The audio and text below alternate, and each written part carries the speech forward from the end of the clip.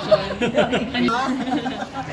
Anong feeling na round 5 na? Naka-round 5 na kayo? Six. Ay, syempre happy kami. Hindi, kumbaga, nung paulit-ulit naman namin sinasabi to, nung linano to, round 1 lang talaga. Kasi kinakabahan pa kami kung makakapuno kami o hindi. Basta ang sabi lang namin is, wag lang yung malugi, wag lang yung walang manood. Kahit 50% o 80% lang may manood, okay na kami. Pero hindi naman namin in-expect na mag-extend talaga siya ng gano'n na talaga ba ganun karami pa yung iba nga parang hindi naman namin talaga fans na curious na lang sa Mga show. bagong fans na ngayon, Na natuwa din na, kaya rin pa palang sumayo sa ganyang edad. So, ayun, happy at saka overwhelmed. At alam mo, hindi kami makapaniwala until now. Ano yung naging effect ng concert sa grupo? Yung totoo ha, yung budget. Diba, ngayon- Actually, yung una pa man di ba? Yun Diba? nga. Nung Oo. budget kasi, nung una, wala talaga. Ngayon, sabi nga namin, Luwag-luwag. nakakaluwag, nakakabawi na kami sa kanila. At hindi lang yun, nagkaroon ng, yun yung pinakamalaking impact, nagkaroon ng maraming shows, yung mga girls na alam namin, makakaipon sila. Kung sakali bang matapos yung concert na to, yung shows na ginagawa namin, makakaipon sila ng malaking pera. Yung pagitan ng round 1 and 2 kasi medyo may ilang araw. Pero yung latest, round 3, 3 araw. Sunod-sunod, oo. experience, no? Yun kasing round 1, kaya lang namin pinush yung round 2 dahil nga na sold out. And then, sabi ni Nancy, ni NY na isugal natin.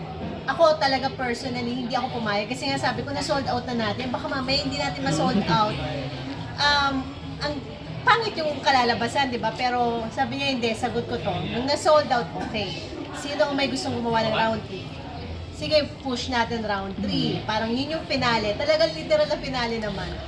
Yun nga lang, nung unang araw, nung nakita namin na parang 30,000+ yung pila, sabi namin, hindi makikater lahat. Gusto nyo bang gawin 4? Sige, last. Yun yung ano namin eh. Hanggang sa pagkadating ng round 4, ang nangyari naman is 100,000 plus yung nakapila. So, hindi pa rin makikater. Sabi, ano ba? Last. Okay, sige, kaya natin to 3 araw. Kaya ba ng sunod sila Jopay din yung boss natin. Paano? Kasi hindi naman talaga namin to ginagawa ng tagal na namin hindi ginagawa. Pero nailaban naman din talaga. Ginagawa lang namin yung, kaya namin ginawa yun kasi nga may mga fans na hindi nakapanood. So para sa kanila. Kaya yung bentahan din ng ticket, nung nag-online tayo, ang daming scalper. Sorry ang daming scalper. Yeah. So, ang ginawa nung ika-second day, may bentahan ng sa physical store and then sa online, parang may ilan-ilan na nakalusot. Kaya, nung pangatlo, ang ginawa nila is, mauuna ang store. Store. Doon muna kayo, bahala kayong anong tawag dito? Kung fans Pumila, talaga oo. kayo, pumila kayo. Oo. And, At saka ang maganda kasi dun sa concert nyo, kada isang round, may mga bagong, May mga bago. di ba? Yun naman Oo. din talaga, kahit konti lang, may mga bago Yes, silang oo. makikita. Pinilit naman namin na, kumbaga, mabusog yung mata nila, yung expectation nila sa amin, yung ticket na binayad nila na masasabi nilang worth it naman yung binayad namin sa napanood nila. Kamusta yung collab with Beanie? Hindi kasi ako kasama, dapat kasi Ayun na sinama nga ko. eh. Charot lang. Pero hindi, ang saya, ang babait ng mga Na-miss girls mo kasi, talaga. oo. Oo, pero alam mo yung nakikita namin yung kami to dati and then kami na yung kumbaga syempre, asa ayon sa gusto mo, merong lalabas sa bagong grupo, ganun din ang mangyayari sa kanila. Nakakatuwa lang na nag-yes yung mga girls sa amin. I'd like to know kung ano yung reaction mo. Pwede mo ibigay na reaction dun sa nilabas na pahayag mo. Oh, ayan na. Di ba nga?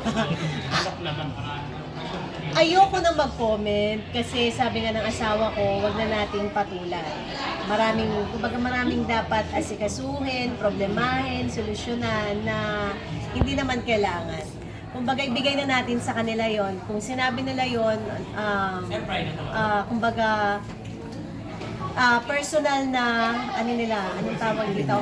Opinion. So, wala tayong magagawa doon. Kumbaga, magrespetuhan na lang tayo. Ayoko ding magsalita na hindi maganda kasi ayoko makasakit ng ibang tao. So, syempre, iba yung opinion niya, iba yung opinion ko.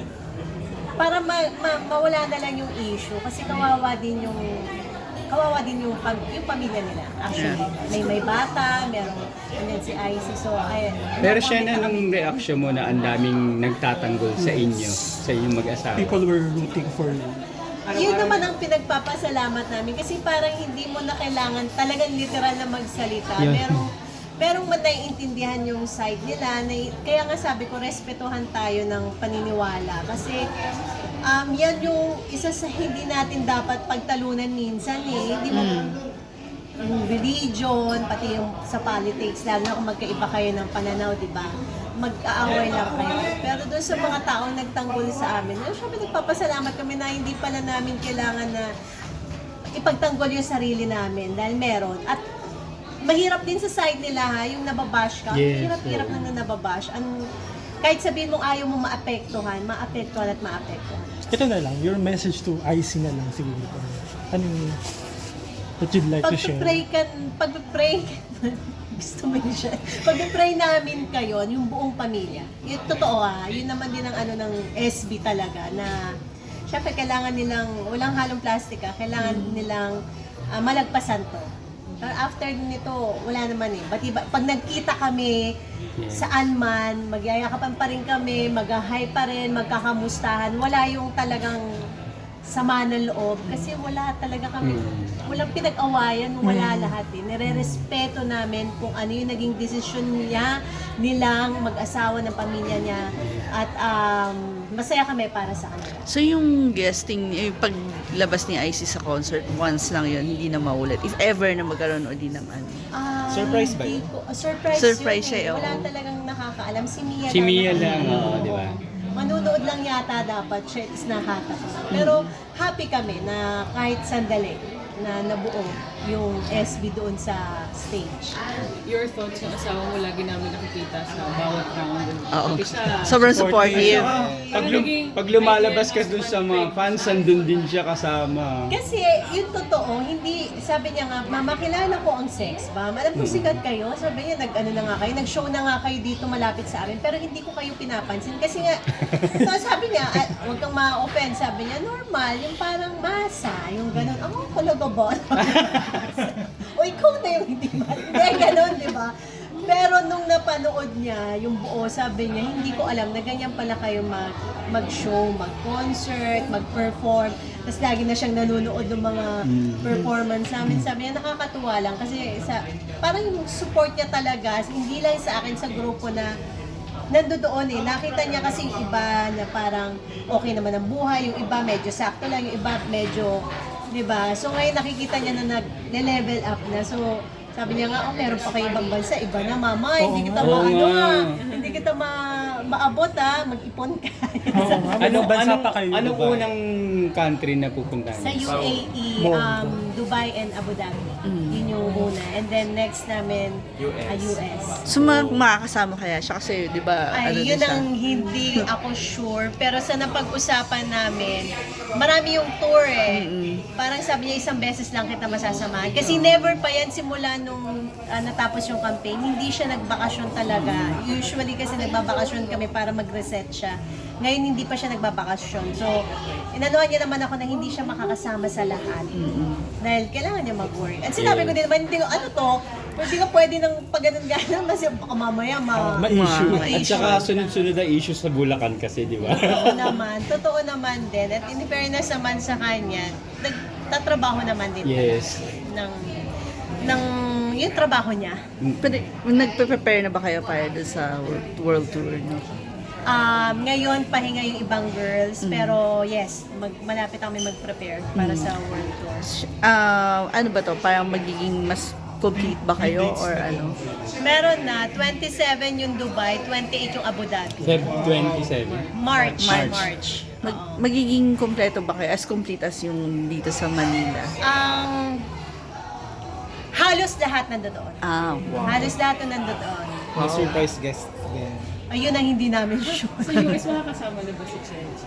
Sa US, yes. Kasi Since nandoon nandun naman siya, siya. oo. Nandoon siya. Parang yung sa UAE, si Joanna kasi bumalik na. So pagpunta namin doon, makakasama siya doon. Thank you, Shai. Picture lang ng Congrats.